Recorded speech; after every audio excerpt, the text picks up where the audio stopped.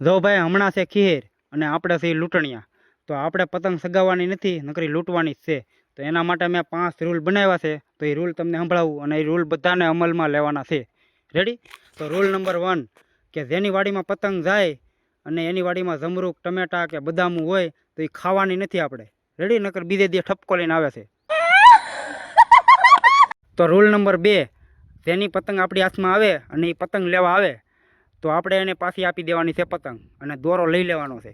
Ready? તો એ પાછી સગાવે તો આપણે પાછો દોરો મળે ને.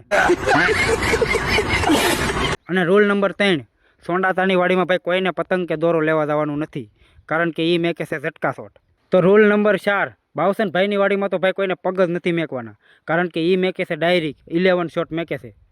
ખતરનાક લોકો. તો હવે રૂલ નંબર 5મો લાસ્ટ, બધાને ભાઈ ખીરને દિવસે લેંઘાસ પહેરીને આવવાના છે.